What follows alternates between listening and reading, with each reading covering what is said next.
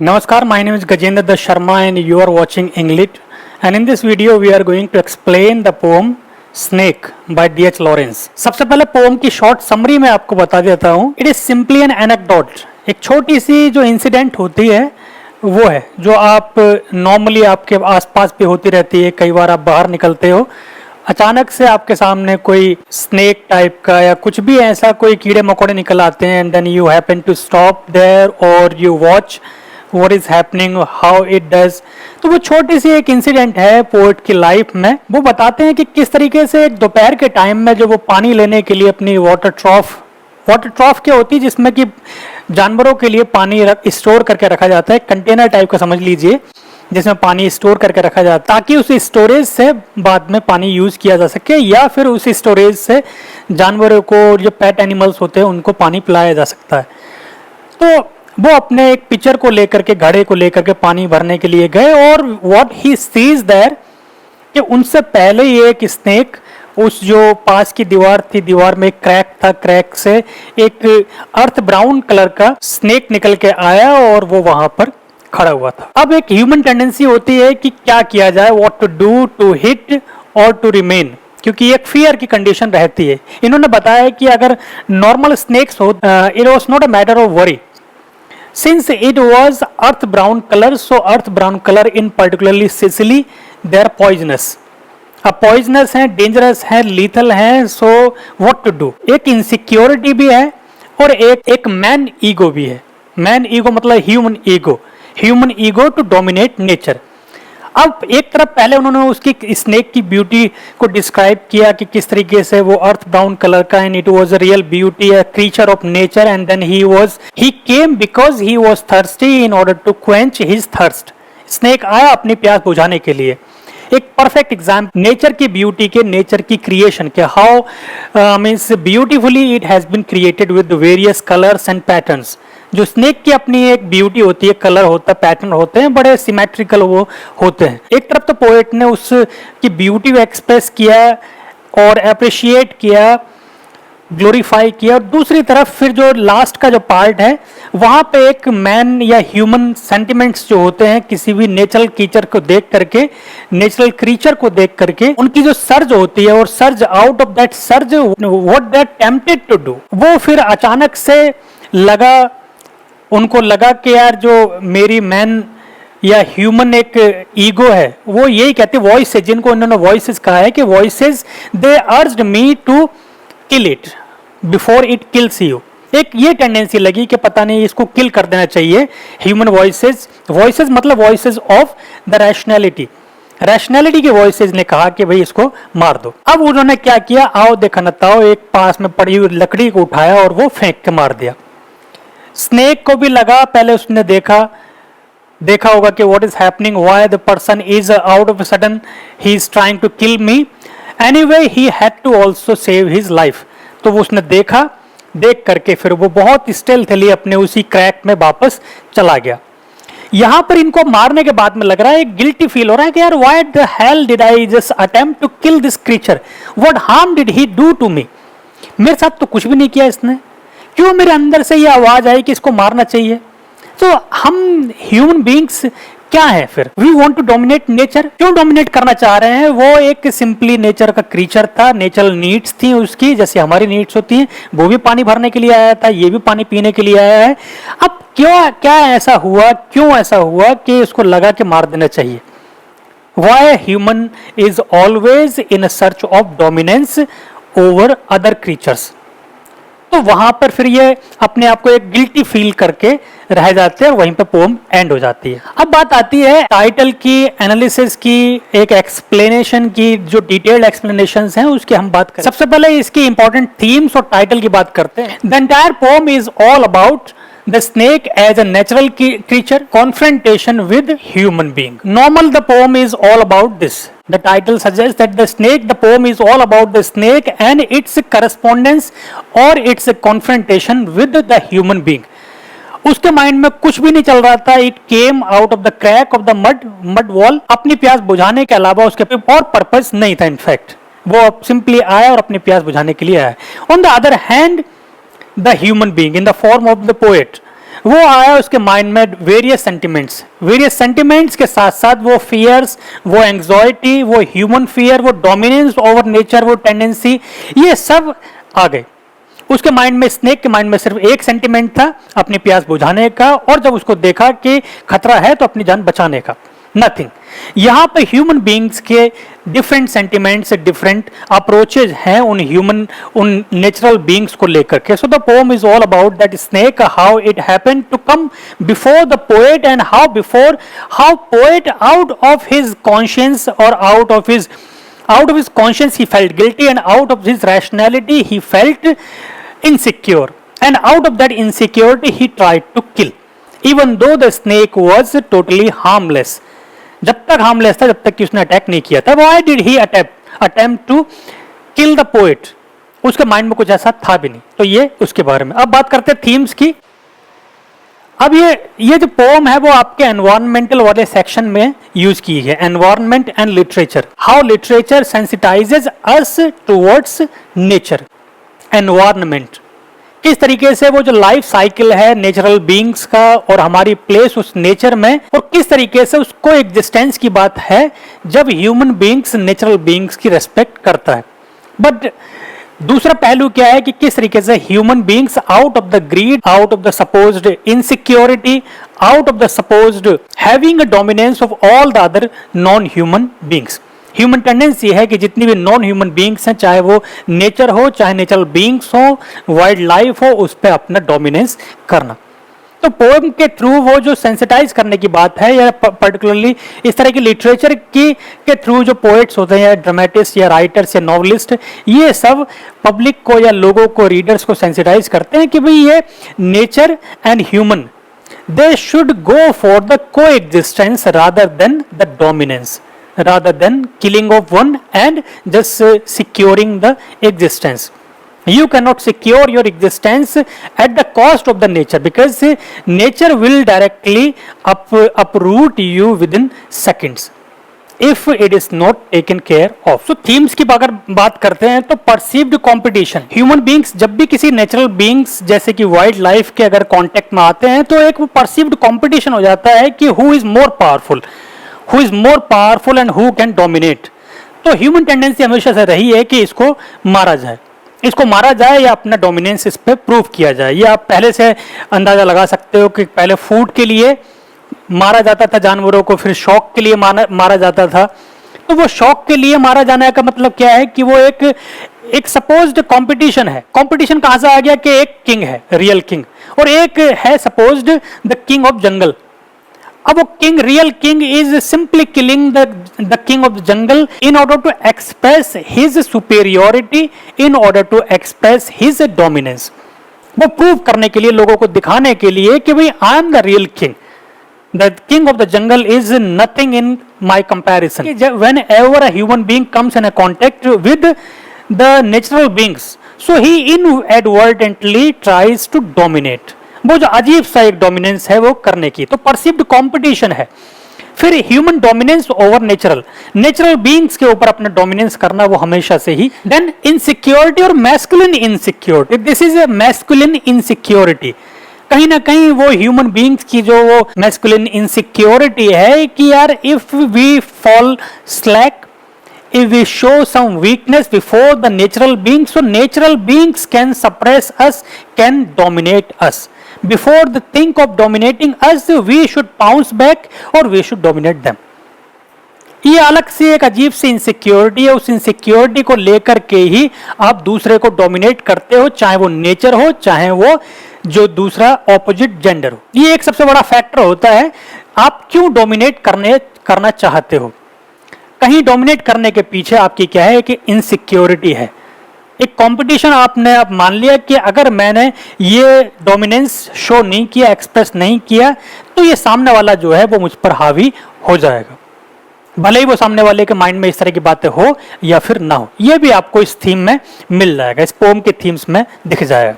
फिर ये destructive drive है, हमेशा से ही जब से इवोल्यूशन से आप बात करते हो तो ह्यूमन बीइंग्स की है वो एक डिस्ट्रक्टिव ड्राइव है, हर चीज को एक्सप्लोर करने के नाम पर डिस्ट्रॉय करना। जो प्रीस्टीन एग्जिस्टेंस है चीजों का या नेचर का, उसको एक्सप्लोरेशन के नाम पर डिस्ट्रॉय करना और उसके साथ साथ अपनी नीड्स को, अपनी ग्रीड्स को इतना बढ़ा लेना, जितनी भी रिसोर्सेज हैं उन रिसोर्सेज के बहुत ज्यादा एक्सप्लॉयटेशन से शांत होगी। ये आपको इस पोम में थोड़ा सा इंप्रेस करते हुआ मिलेगा। अब डिटेल्ड एक्सप्लेनेशन की बात करते हैं टेक्स्ट की। अगर पोम की जॉनर की बात कभी पूछी जाए तो it's an anecdote. Anecdote is a short incident in our life. जो भी अनएक्सपेक्टेड इंसिडेंट्स हमारी लाइफ में होती रहती हैं, so this is one such incident in the poet's life. What happened? A snake came to my water trough. The pronunciation is trough rather than trough or something. So water trough is a container for water. जो नाद हम जिसको कहते हैं हिंदी में, कि जानवरों के लिए जो मवेशी होते हैं, भैंस गाय जो होते हैं, उनके लिए एक नाद बनाई जाती है इसमें पानी पिलाने के लिए, उस कंटेनर के सेंस में आप समझिए। So a snake came to my water trough on a hot day and I in pajamas for the heat to drink there. It was a hot summer noon. It was a hot afternoon. और hot afternoon की वजह से जो सबसे ज्यादा जरूरत पड़ती है, पानी की जरूरत पड़ती है, तो the snake came in order to quench his thirst.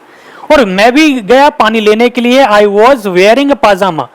तो पायजामा क्यों पहन रखा था? क्योंकि वो थोड़ा लूज गारमेंट्स जो है वो कंफर्टेबल रहते गर्मी में। So I in pyjamas for the heat, मतलब in order to tackle the heat, in order to compete with the heat, or in order to feel comfortable in a hot season, I was wearing pajamas and I went to my water trough in order to get water. पानी लेने के लिए मैं वहां पर गया, और जब मैं गया तो क्या देखता हूं, मुझसे पहले एक और जो स्नेक था, स्नेक आया हुआ था। In the deep strange scented shade of the great carob tree, I came down the steps with my pitcher and must stand and wait, for there he was at the water trough before me. अब ये क्या है? This is a setting, this is the background type. So in the deep strange scented shade of the great dark carob tree, the water trough was under the shade of a carob tree. Carob tree के नीचे, carob tree is a kind of tree, and उसके नीचे उसकी जो छांव में water trough थी. If you are under a tree and then the tree is known for its fragrance of certain kind, so उसके नीचे जाते आपको एक हल्की हल्की सी जो फ्रेग्रेंस का एहसास होता है। तो वहीं पर ये वाटर ट्रॉफ थी, और क्या देखता है कि उससे पहले ही, मुझसे पहले ही, मतलब पोएट से पहले ही वो जो स्नेक था वो स्नेक प्रेजेंट था। And I had to wait. I dared not go there because of the insecurity or the fear caused by the presence of that snake. For there he was. He refers to snake. For snake was there at the trough before me. मैं जा नहीं पाया आगे क्योंकि उस snake वहां पर था। He reached down from the fissure. Fissure is a crack. दरार टाइप का समझ लीजिए। Fissure in the earth wall in the gloom, and trailed his yellow brown slackness. Yellow brown slackness मतलब loose body, soft bellied down. ये soft bellied and loose body refers to the body of snake.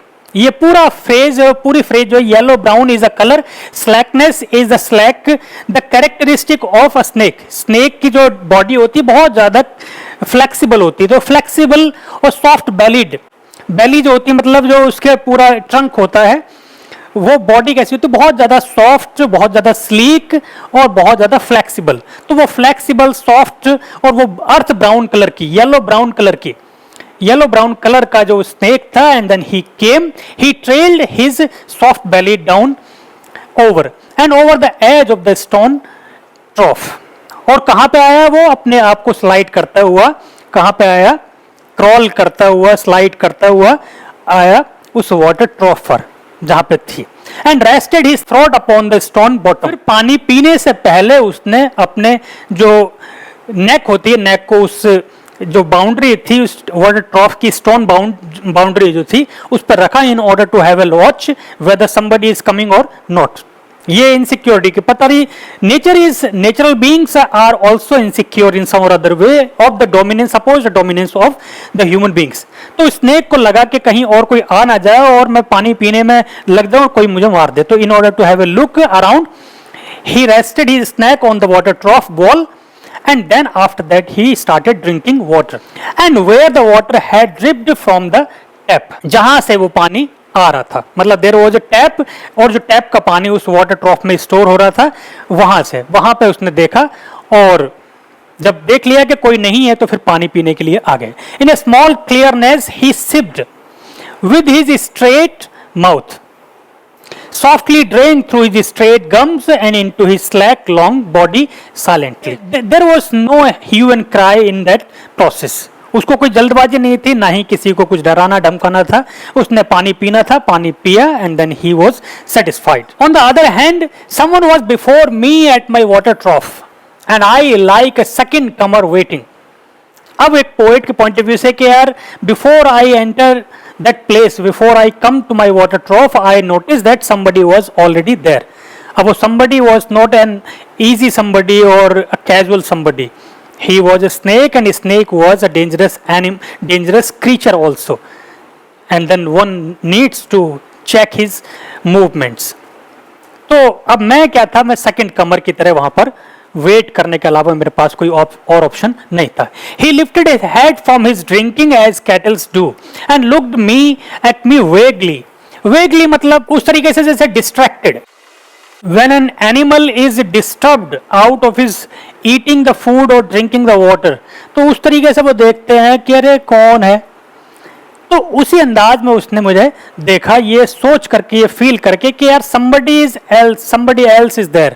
पहले तो मुझे लग रहा था कि कोई नहीं है और पानी पी लिया जाए, लेकिन अब उसने देखा अच्छा कौन, तो उसे पता चला कि somebody else is also there who needs to be taken care of, otherwise वो पानी पीना फिर दुश्वार हो सकता है।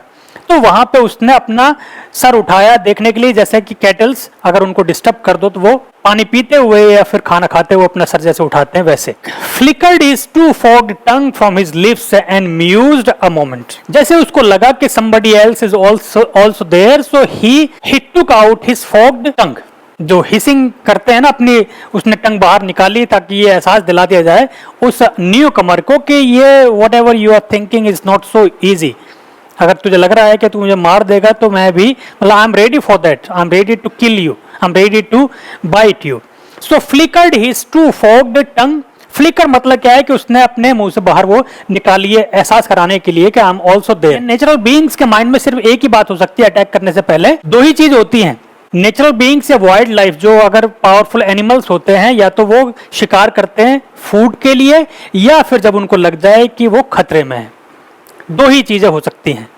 ह्यूमन बीइंग्स के 50 अलग तरीके होते हैं, अप्रोचेज होते हैं नेचुरल बीइंग्स को मारने के। वो फूड भी हो सकता है, वो इनसिक्योरिटी भी हो सकती है, वो डोमिनेंस भी हो सकता है, वो शॉक भी हो सकता है, वो दूसरे को ये शो करना भी हो सकता है कि आई एम मोर पावरफुल और दिस और दैट। अपनी रिसोर्सेज को, बाकी रिसोर्सेज को एक्सप्लॉइट भी करना होता है और अपना ग्रीड को भी शांत करना होता है। So human has multiple purposes, लेकिन जानवर के पास दो ही पर्पज हैं, या तो वो डेंजर टू हिज लाइफ और फूड। अब इसको थोड़ी देर के लिए लगा कि डेंजरस चीज हो सकती है, सो उसने देखा लेकिन सोचा, अटैक करने से पहले सोचा कि before I attack the person I should check my movement whether he is a real danger to my life और नॉट। ऐसे ही जब पता चला कि अटैक करने चले गए, तो ऐसे कोई जानवर इस तरीके से अटैक करने के लिए नहीं जाता। आउट ऑफ क्यूरियोसिटी और out of pleasure no animal wants to kill, कोई ऐसा नहीं करता। And stooped and drank a little more, being earth brown, earth golden from the burning bowels of the earth on the day of Sicilian July. Sicilian July मतलब he was living in Sicily, and then this July was the time in which he was talking with Etna smoking. Etna is a mountain, a crater, volcano crater. And then volcano crater, it was erupting, the smoke was erupting out of that Etna mountain, and it was a clear indication that it may burst. volcano जो है वो फट भी सकता है, मतलब it was completely ripened, जैसा पक चुका होता है वैसे।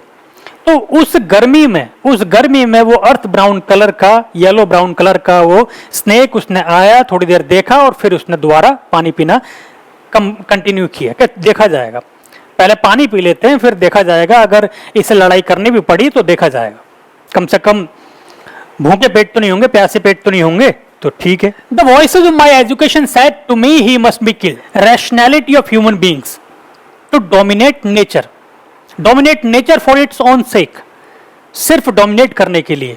तो वॉइसेज जो थी, वॉइसेज कौन सी वॉइसेज हैं वो, ये वॉइस है रैशनैलिटी। रैशनैलिटी ने मुझे बताया कि ये जानवर, ये स्नेक डेंजरस हो सकता है तुम्हारी लाइफ को, और before it proves to be dangerous you should be in defence and your defence is your attack. Attack it, kill it, मार दो तभी तुम सेफ हो। ये अंदर से रैशनैलिटी आई, ये हर ह्यूमन बीइंग से अंदर होती है कि भैया इसको मार दो, अदरवाइज ये मुझे मार देगा, भले ही उस क्रीचर के माइंड में ये बात हो या ना हो। आपने देखा होगा कि आपको देख करके वो भी, कोई क्रीचर भी भागता है तो वो क्या है, उसको भी डर है, आपसे डर है। ह्यूमन बीइंग्स से बड़ा कोई जो डेंजरस एनिमल नहीं होता, जितना भी डेंजरस एनिमल हो, लेकिन ह्यूमन बीइंग से ज्यादा बड़ा डेंजरस एनिमल कोई नहीं होता, उनको भी एहसास होता है। तो उसने, उसके अंदर से आवाज आई, for in Sicily the black snakes are innocent. अब दो तरह के स्नेक्स होते हैं जो कि उस पर्टिकुलर एरिया में, black snake, but they are innocent, they are not harmful, वो पॉइजनस भी नहीं होते, हार्मफुल भी नहीं होते। But the gold are venomous, जो गोल्ड है, अब क्योंकि अर्थ ब्राउन कलर का है या येलोइश ब्राउन कलर का है, ये गोल्डन कलर है, ये गोल्डन कलर जो है ये कह रहा है पॉइजनस, वेनेमस मतलब पॉइजनस, ये पॉइजनस है, और if it bytes me so I would be nowhere, मेरा तो गेम एंड, तो इसलिए before my game ends his game should be ended. ये सिर्फ अचानक अंदर से बात आई, तो मेरी अंदर की आवाज जो थी रैशनैलिटी, उन्होंने कहा कि मार दे भाई, क्यों मार दे पता नहीं। The voices in me sad if you were a man, अब ये क्या है, if you were a man, ये कौन सा है, मैस्कुलिन इनसिक्योरिटी, के भाई आपको अपनी वो जो मैस्कुलिनिटी है उसको प्रूव करना है, उसको मेंटेन करना है। ये मैस्कुलिनिटी जो है वो हर क्रीचर, इवन ऑपोजिट जेंडर और सारे अदर क्रीचर्स, उन पे ये एक्सप्रेस करने की कोशिश हमेशा से ही ह्यूमन बीइंग्स की, पर्टिकुलरली मैन की रही है। अगर तो असली आदमी है तो मर्द, असली मर्द, अब असली मर्द, मर्दानगी जो है वो क्या है, मर्दानगी अपने आप में क्या है, वो उस इनसिक्योरिटी का एक्सप्रेशन है जो सामने वाले को देख करके तुम्हारे अंदर एक इग्नाइट होती है कि यार सामने वाला मुझसे ज्यादा पावरफुल ना हो जाए, मुझ पर प्रिवेल ना कर जाए, इसलिए before he prevails, tries to prevail, I should express my power और आई शुड डोमिनेट। तो वो डोमिनेंस क्या है, वो सिर्फ इनसिक्योरिटी का एक्सप्रेशन है, वो इंफीरियोरिटी कॉम्प्लेक्स का एक एक्सप्रेशन है, चाहे वो नेचर के खिलाफ हो, चाहे वो ऑपोजिट जेंडर के खिलाफ हो। तो if you were a man you would take a stick and break him now and finish him off. ये अंदर से आवाज यही कर रहा है, मर्द होता असली तो अभी डंडा उठा, मार दे इसको, ढेर कर दे। ये जो है इंस्टिंक्ट, यही पूरा डिस्क्रिमिनेशन, यही सारा जो कल्चरल डोमिनेंस, यही जो नेचुरल डोमिनेंस, उस सब की जड़ यही है। वो सपोज्ड इनसिक्योरिटी जो है, सपोज्ड जो कंपटीशन है, जिसने कंपटीशन सामने वाले ने दिया भी नहीं है लेकिन आपने ले लिया, आपने ले लिया कि हाँ इससे मुझे कंपटीशन है, ये मुझे प्रिवेल कर सकता है, तो फिर आपने उसको डोमिनेट करना शुरू कर दिया। तो अंदर से आवाज आई कि भैया मार दे, और अगर तू असली मर्द है तो मार दे इसको, टेक, उठा डंडा, खत्म। On the other hand human being has also the tender feelings. Human beings is a mosaic of feelings, तो वो तो बहुत सारी फीलिंग्स होती हैं। ये जहाँ पे एक इनसिक्योरिटी और सपोज डोमिनेंस और कंपटीशन, ये और वो, वहीं दूसरी तरफ टेंडर फीलिंग्स भी है। दूसरे क्रीचर्स के लिए जो एक सेंसिटिविटी भी है, फीलिंग्स भी है, इम्पैथी भी है, सिंपैथी भी है। अब वो अंदर से वो आया, मतलब रैशनैलिटी वर्सेस हार्ट, यही आप कह सकते हो। हार्ट, रैशनैलिटी ने कहा कि मार दे इसको, अब वो जो हार्ट कह रहा है, जो tender feelings, aboard of tender feelings, कह रहे यार देखते हो कितना सुंदर ये क्रीचर है, you appreciate the beauty, how beautifully he has been created by nature, how versatile artist the nature is। ये तो देख कितना मतलब जो प्रकृति है कितनी वर्सेटाइल आर्टिस्ट है, क्या इसके पैटर्न तो देख, कलर तो देख, कलर कॉम्बिनेशन तो देख, इनोसेंस तो देख इसकी, वो जो टेंडर फीलिंग्स यहां से आई. But I confess I liked him. How glad I was he had come like a guest in quiet to drink at my water trough and depart peacefully pacified and thankless into the burning bowels of this earth. ये उसको लग रहा था कि यार, मेरे अंदर से आवाज आई कि यार तेरे यहाँ ये मेहमान है जो अर्थन वॉल है, वॉल से जो मड वॉल है वहां से आया है, ये उस क्रैक से, उस दरार से निकल के आया है, ये सोच करके कि ह्यूमन बीइंग का जो वर्ल्ड है वहां पे अपनी जरूरत पूरी करके वापसी इसमें चले जाएंगे. तो be a host, become a host and hospitality का उसको मौका दो भाई, बजाय हॉस्पिटैलिटी के आया नहीं और तुमने मारा नहीं उसको. तो मैं ये अंदर से ये फील हो रहा था कि यार कितना, मतलब how pretty, how beautiful, how wonderful the creature is and how innocent it is. It has come in order to taking all the dangers. इसको शायद पता हो ना पता हो कि ह्यूमन वर्ल्ड कितना खतरनाक है, लेकिन फिर भी अपनी प्यास बुझाने के लिए वहां पे आया.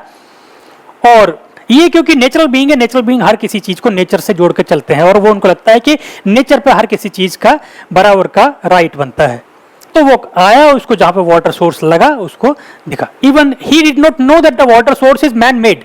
उसको यही लगा कि it is some kind of water spring, पानी का झरना है जहां से ये आया और पास प्यास बुझाए. जैसे जंगल में जाएगा तो पानी के झरने जितने भी फ्री ऑफ कॉस्ट है, तो यहाँ पे भी लगा. इसको क्या पता था कि जो मालिक है, मालिक के माइंड में एक सेंस ऑफ इनसिक्योरिटी भी पनप रही होती है.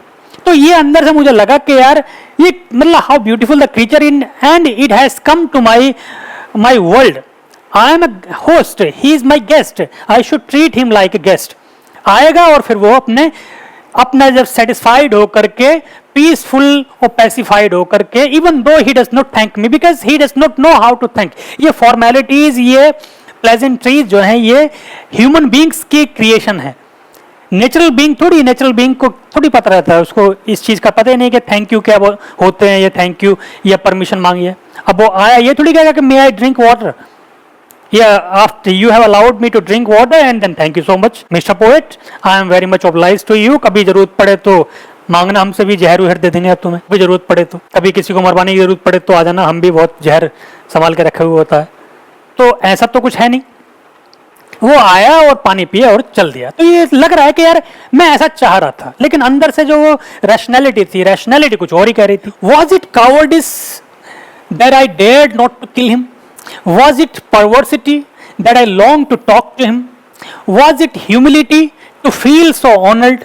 आई फेल्ट सो ऑनर्ड. अब मेरे माइंड में कुछ क्वेश्चंस अराइज हुए, क्वेश्चंस कि क्या था, मतलब मैं क्यों मार नहीं पा रहा हूं इसको और क्यों मैं उससे बात करना चाह रहा हूं, ये इनके आंसर्स.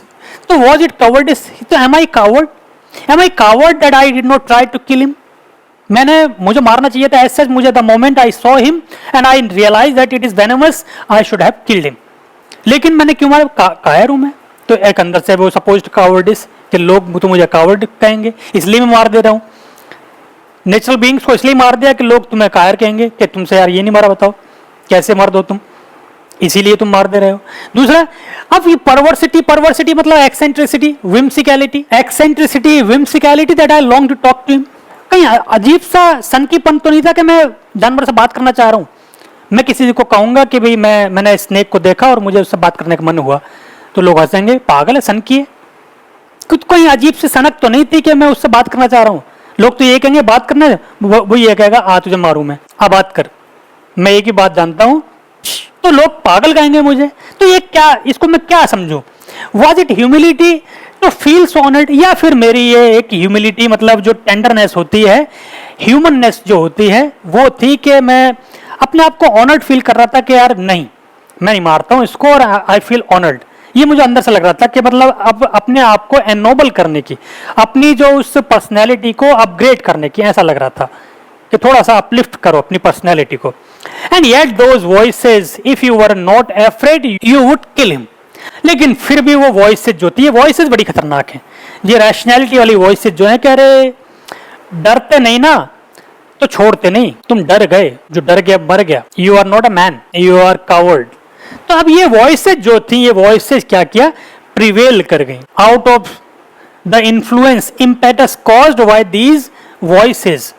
अब मुझे अचानक से क्या हुआ, फिर मैंने जो करना नहीं था कर दिया। And truly I was afraid, I was most afraid, but even so honoured still more that he should seek my hospitality from out of the dark door of the secret earth. अब मेरे mind में दो चीजें चल रही थी कि मैं डरा हुआ तो था, अनडाउटेडली आई वॉज एफ्रेड, डरा हुआ, बहुत डरा हुआ, बहुत डरा हुआ, इतना डरा हुआ कि अगर मैंने नहीं मारा इसको तो मुझे लग रहा है कि मुझे खुद मार देगा। लेकिन दूसरी तरफ जो मेरे दिल की आवाज थी वो ये थी कि मुझे पहली बार लग रहा था कि मैं किसी नेचुरल बीइंग को होस्ट कर रहा हूं। वो मेरे घर पे आया है, मेरी वाटर ट्रॉफ पर आया है पानी पीने के लिए, और मैं उसको कह रहा हूं पियो और पियो, शरबत पिलाए, दूध पिलाए, और कुछ जरूरत हो वो भी पिलाए। तो मैं इस बात से ही मतलब if I since I allowed the snake to drink water, so I felt that I did my hospitality. जो एक एज ए होस्ट जो मेरी ड्यूटी थी वो मैंने की, मैंने उसको पानी पीने दिया, तो मैं ऑनर्ड भी फील कर रहा हूं। दूसरी तरफ माइंड कह रहा है ऑनर्ड पुनर्ड कुछ नहीं है, तू कायर, तुझसे मारा नहीं गया, इसलिए इस चीज का एक्सप्लेनेशन है और कुछ नहीं है। He drank enough and lifted his head dreamily as one who has drunken and flickered into his tongue like a fog night on the air so black, seeming to lick his lips, and looked around like a god, unseeing into the air and slowly turned his head. और उस दूसरे तरफ उसको देखता हूं तो क्या कर रहा है वो, उसने पानी पिया, आफ्टर ड्रिंकिंग वाटर ही लिफ्टेड हिज हेड, और अब पानी पीने के बाद में ऐसा लगा कि उसकी जो प्यास थी वो बुझ गई, और अलग से जो सुरूर होता है वो उसको होने लगा, मतलब he felt satisfied, so satisfied, so dreamily as he has not drunk the water, he has drunk some wine. Intoxication जो होता है वो वाइन का नशा जो होता है वो आपको मदमस्त कर देता है, यू फील इलेटेड। तो स्नेक भी बड़ा खुश फील कर रहा था, बड़ा सेटिस्फाइड फील कर रहा था, और उसने उसी अंदाज में चेहरा देखा, मतलब अपना सर उठाया, और एक कामनेस, एक कंपोज्डनेस उसके चेहरे से दिख रही थी कि यार कितना प्यासा होगा, प्यास बुझते ही कितना सेटिस्फाइड फील ये कर रहा है। उसके बाद मैं मेरी तरफ देखा, उसने जीभ बाहर निकाली एक दो बार और फुंकारा इधर उधर, और फिर इस तरीके से कि यार now I am the God of the world, just like God in the blankness, कि यहाँ पे कोई नहीं है, मैं हूं अकेला, nobody is there to check me, nobody is there to say anything। और उस तरीके से फील करके वो अपने जाने की तैयारी में लग गया कि अब मेरा काम हुआ, I have quenched my thirst and now it is to go back into my hollow। जो होलो है, जो उसकी केव या फिर जो बिल है, वहां पर जाने का टाइम अब हो गया। My purpose is solved, so I must go back। Seeming to lick his lips and looked around like a god, unseeing into the air, and slowly turned his head and slowly, very slowly, as if there was a dream, proceeded to draw his slow length, curving round and climb again the broken bank of my wall face। अब उसने देखा और ऐसे देखा, चारों तरफ देखा, जैसे कि God, when God has created something or done something, so he surveys the things। God survey करते हैं, या फिर कोई भी सर्वे करता है क्रिएशन करने के बाद में कि सब कुछ ठीक ठाक है या फिर नहीं। उसने भी अपनी प्यास बुझाने के बाद में जस्ट लाइक गॉड सीमिंगली उसने सब तरफ देखा, चारों तरफ देखा, और फिर अपने फुंकार एक दो की, और अपनी उसी सॉफ्ट बेलीड जो फ्लेक्सिबल बॉडी थी उसको उसी होल के अंदर ले जाने के लिए तैयारी की कि now the task is done, it is time, I better go. वही broken bank of my wall face, वो जो क्रैक था, जिस क्रैक से वो दरार से जिससे आया था वापसी, वहां पे जाने की बात। And as he put his head into that dreadful hole, and as he slowly drew up snake easing his shoulders and entered further. अब लेकिन जैसे ही उसने वो तैयारी की वहां पे जाने की, he moved towards the hole, he prepared his body to enter into that slack, into that hole. अचानक से कुछ हुआ, अचानक से कुछ उसको नहीं हुआ, मुझे हुआ। A sort of horror, a sort of protest against his withdrawing into that horrid black hole, deliberately going into the blackness and slowly drawing himself after, overcame me. Now his back was turned.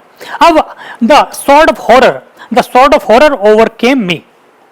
Horror of a sort of protest और sort of horror overcame me, इसको ऐसा समझिए आप, ये subject है और ये verb है। Sort of horror, sort of protest, और ये सारा एडवर्बियल है। इस तरह से अगेंस्ट इज विथड्रॉइंग, हॉरर किस बात का, प्रोटेस्ट किस बात का। अब वो खड़ा है और उसको लगा कि ये आया, इसने पानी पिया और चला जा रहा है, मेरे बिना कुछ किए चला जा रहा है ये। It's a question mark on the dominance और destructive drive of human being, dominating nature of human being. मेरे सामने आया, मेरे पानी जो वाटर ट्रॉफ है पानी पिया और ये जा रहा है और मैंने कुछ नहीं किया। How come it is possible? why did I not try to do anything to him, at least try to kill him, harm him? मैंने करना चाहिए था, क्यों नहीं किया? तो उस चीज, वो हॉरर और वो जो प्रोटेस्ट था, वो मुझे ओवर पावर कर गई। I came in the influence of that particular feeling. Feeling क्या यार, बिना मेरे कुछ किए कैसे जा सकता है? नहीं, मुझे कुछ करना पड़ेगा in order to express myself, in order to express my sovereignty, in order to express my masculinity, in order to express my manly attributes. करना पड़ेगा कुछ, ऐसे नहीं जा सकते ये। How come he can withdraw into that horrid black hole? Horrid black hole क्या है? उसका वो जो बिल है उसमें जो जा रहा है, deliberately going to the blackness, मतलब मेरे सामने और जानबूझकर मुझे चढ़ा करके वो जा रहा है, कैसे जा सकता है? And slowly drawing himself after, और फिर बीच में जाकर के पहले गया और फिर उसने पीछे को खींचा और देखा। ऐसा लगा कि जैसे कि मुझे मेरी तरफ देख के नहीं जा रहा हो, ये मुझे ये चैलेंज करके जा रहा हो कि हाँ देख ले, करना है तो कर ले, मैं जा रहा हूं यहां से। अब ये चीज क्या है, इसने मुझे ओवर पावर कर दी। Overcame me, now his black back was turn.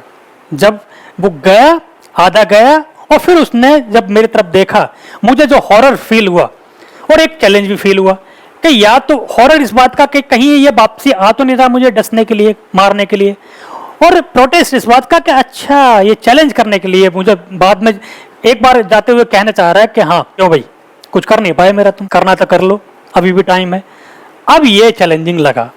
अब मैंने क्या किया? I looked around, I put down my pitcher, I picked a clumsy log and threw it at the water trough with a clatter. आओ देखा ना ताओ, मेरा क्या फीलिंग आई? I was completely overpowered by that feeling.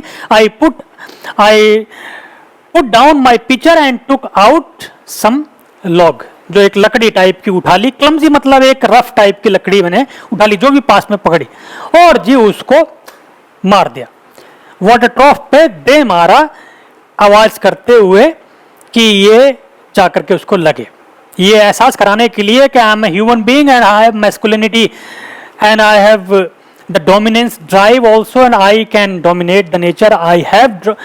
We have dominated the nature so far and you cannot simply challenge me, you cannot go just like that before my eyes. So I try to kill him, I try to hurt him. अब वो लगा उस पर जाकर के लट्ठा जो था या लकड़ी जो थी, या लगा नहीं लगा वो अलग बात है, लेकिन I did what I was overcame by. I think it did not hit him, लेकिन मुझे पता था कि वो लकड़ी, इससे पहले कि लकड़ी उसको लगती, वो एकदम से जा चुका होगा। But suddenly that part of him that was behind converged in an undignified haste. जो पार्ट बाहर था एकदम से वो फिर, पहले तो वो जा रहा था स्लिप, बड़ा एलिगेंट तरीके से जा रहा था, स्लीक स्लाइड करते हुए, वापसी आया, देखा हाँ भाई कुछ कर नहीं पाए, जब मैंने मारा के लेअप कर दिया, फिर एकदम से चला गया बहुत हबड़ तबड़ में। फिर वो अनडिग्निफाइड, एक बहुत ज्यादा ऑकवर्ड हेस्ट में फिर वो कन्वर्स मतलब क्या है, entered into that wreath like lightning and was gone. Wreath like एक बिल्कुल, रिथ मतलब क्या है, जैसे trembled like lightning and was gone, और फिर एकदम से बिजली की तरह फिर वो चला गया। Was gone into the black hole the earth lived fissure in the water front at which wall front at which in the intense still noon I stared with fascination. और मेरे सामने ही उसी वाटर होल के पास वाली जो दीवार थी, उसमें जो क्रैक था जिससे वो आया था, वहीं पर भी फिर वो चला गया और मेरे सामने, और मैं देखता रहा फैसिनेशन में, मतलब how fascinating it was to see him coming and going. I did not see him coming, but I saw him going magnificently. एक तो ये एक fascination था इस तरीके से, मतलब it was fascinating thing to watch and immediately I regretted it. लेकिन उसके बाद में जब वो चला गया तो एक बड़ा अजीब सा गिल्टी फील हुआ।